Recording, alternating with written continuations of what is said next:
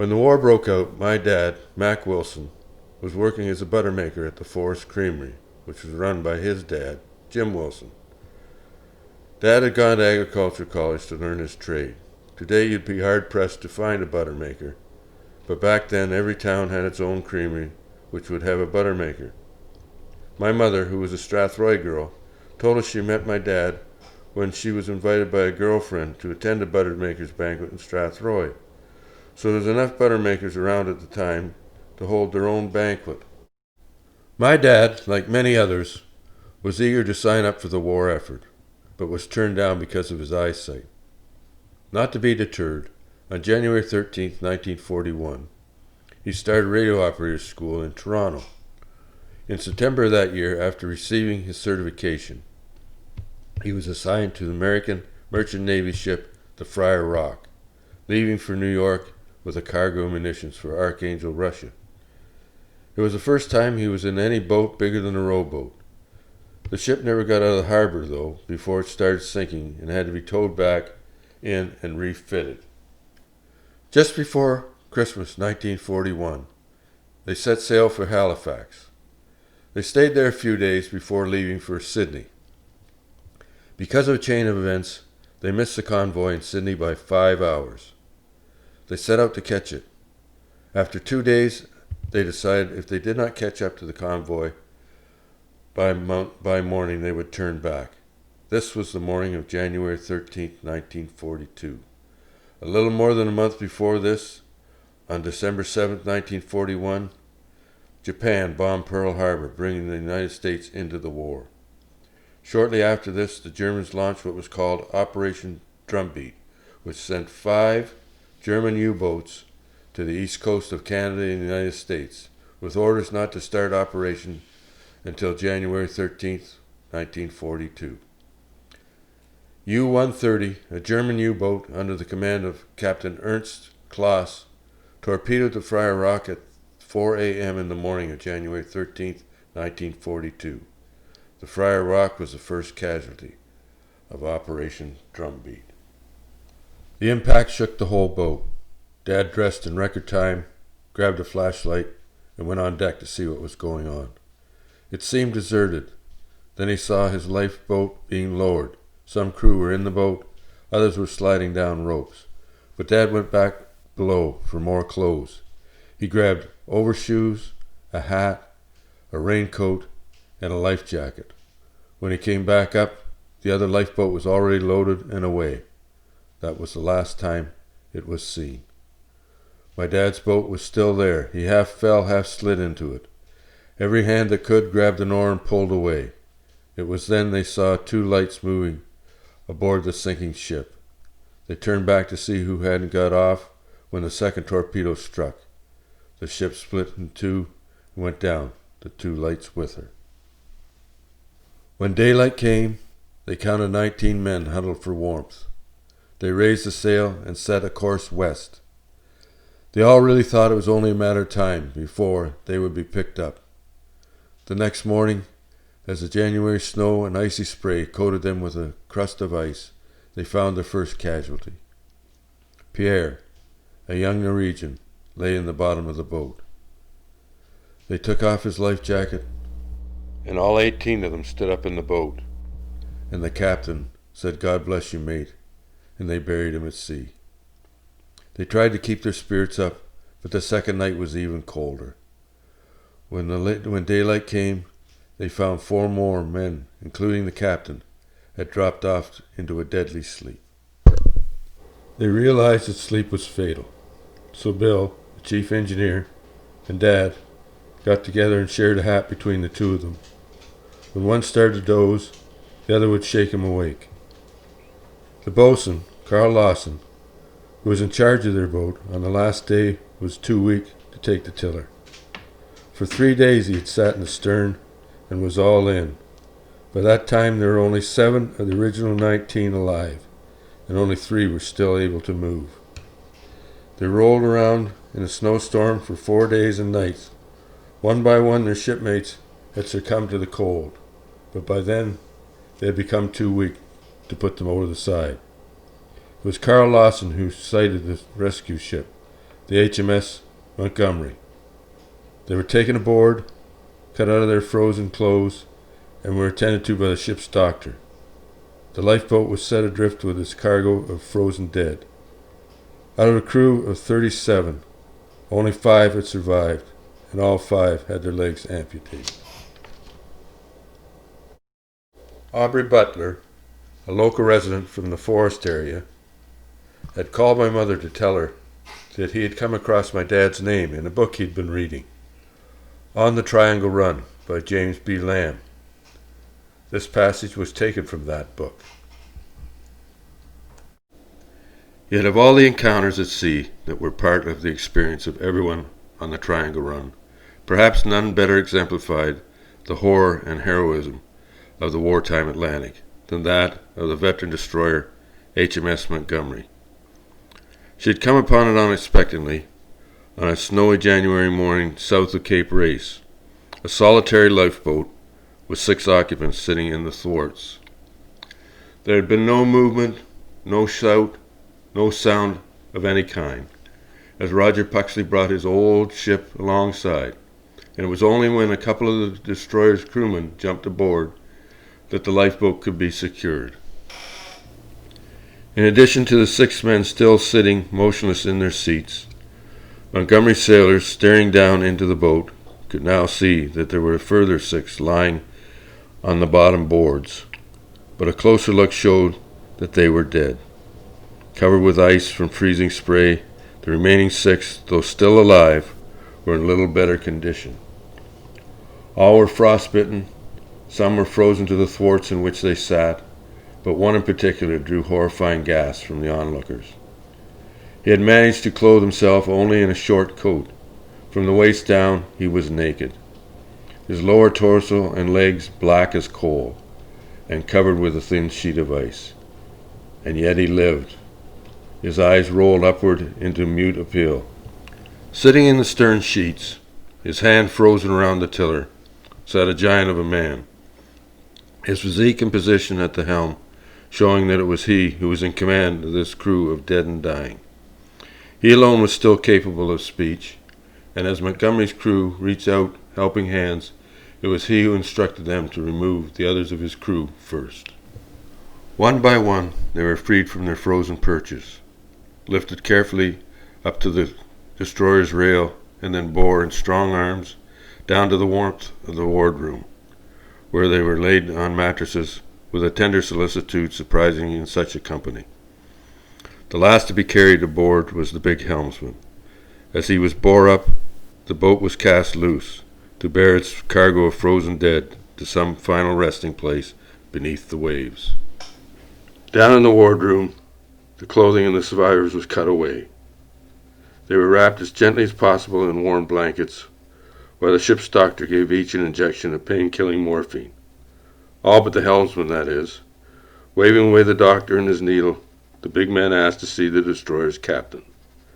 Until he spoke to him, he said he would accept no painkiller, lest he die in his sleep and his story die with him.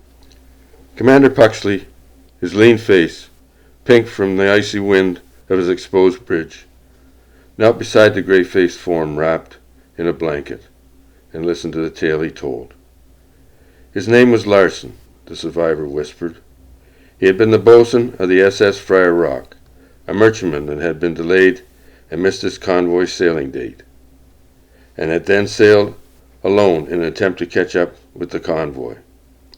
Like many stragglers, it had been intercepted and sunk by a U-boat. 38 survivors had crowded into 2 lifeboats. In mountainous seas, one boat disappeared, and the other drifted in blizzard conditions for 4 days. The driving spray and freezing temperatures quickly zapped the life of men dressed only in clothes they had been wearing when the ship was struck. They had died and froze where they sat or laid. At first, the bodies had been pushed over the side, Larson said. As the living dwindled in numbers and strength, they had been unable to continue to do so, and the last 6 had been left to lie where they had died. Larson had steered the boat downwind in an attempt to avoid the worst of the driving, freezing spray, and he sat at the tiller throughout 4 long days and nights. His responsibility ended, his story told. The burly boatswain gratefully accepted the doctor's relaxing injection and drifted peacefully off to sleep.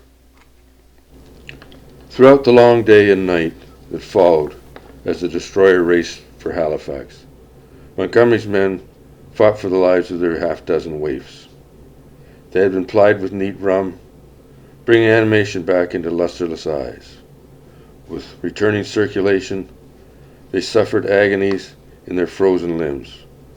Worst of all had been the frightful sufferings of the man with the frost-blackened body.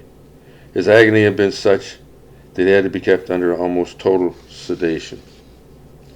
Having arrived in Halifax, the Montgomery had surrendered her survivors to a fleet of ambulances waiting alongside.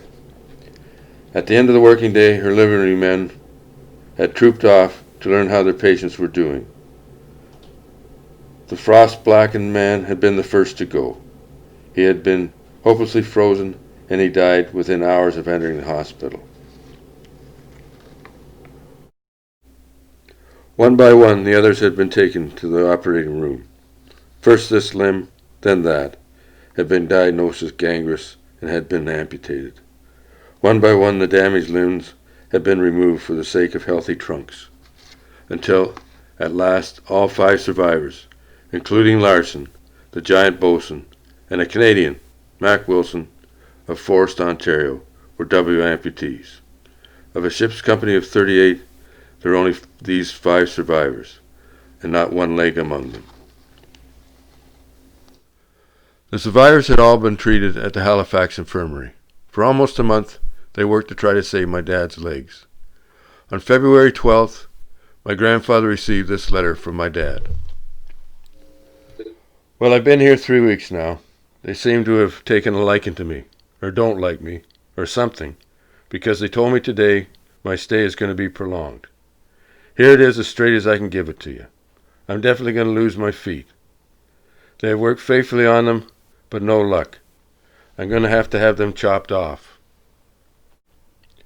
They are still working and are trying to save them, or as much of them as possible. They figure they can amputate at the ankle. If not, they'll have to take them off about 8 inches below the knee. Bill Finch, the engineer, had his amputated yesterday. They're still waiting for me, as they have hopes that they can save most of them.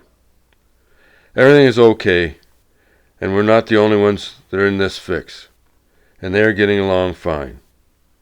It will be sort of a hardship for a while, but I will manage. If they can save most of the foot, it will be easier for me to walk.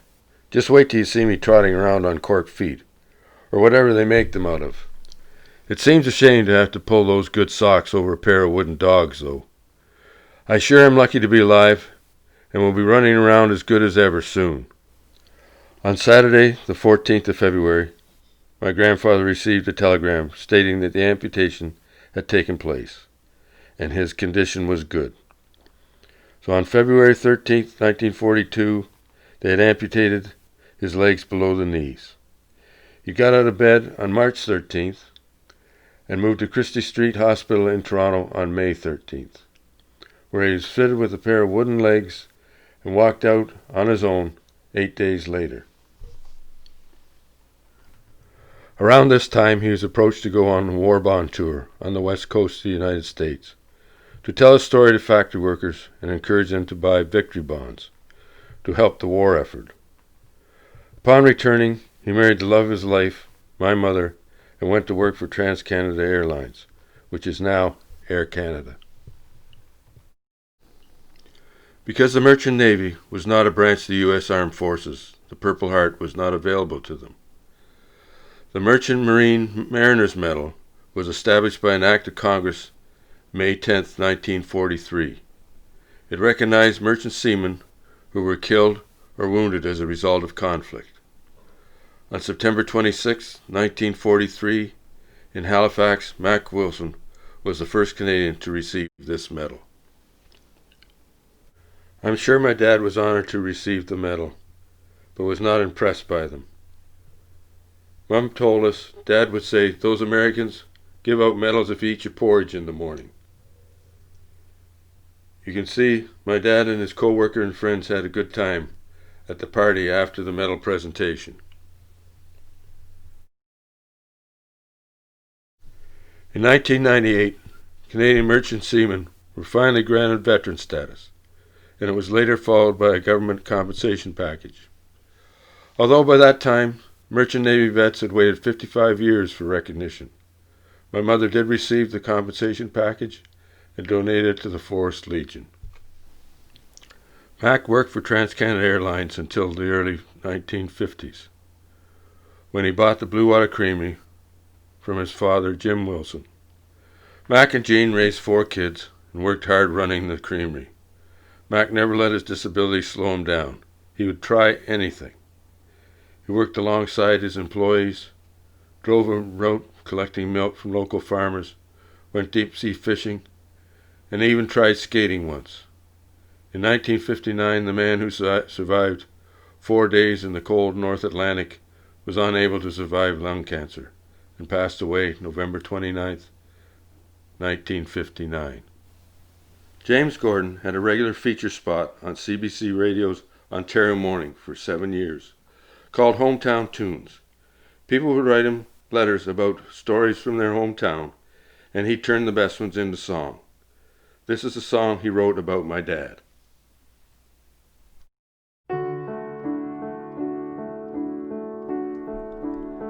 Well, there I was, an Ontario farm boy, on a merchant ship trying to catch up to our convoy. It was January, back in 41. We were bound for Russia with American guns in the cold dark night. 5 hours behind, all alone, with the North Atlantic wind's cruel whine as thick as catfish. Those German subs all along that old triangle rum, the torpedo hit us. Next thing I knew, the SS Friar Rock was split into the lifeboats. The captain cried, 18 hands were lost when the first capsized in the freezing spray. We all grabbed an oar, though we were lifetimes away from the nearest shore. And I thought about my home in Lambton County, and the little town of Forest I love so well. And it warmed my heart enough to keep it pounding through 4 days and nights of icy hell. I told them stories to keep awake, of warm golden summers by the pretty lake, tree-lined streets and fields of corn. I stayed alive with the memories of the place I was born when they picked us up, barely alive. Just 6 of us sailors had survived, frozen in place, still at the oars, each of us wondering what this war was for. And now I am back home in Lambton County, and the little town of Forest I love so well, with 2 wooden legs and 1 heart still pounding, and an icy tale to tell, and an icy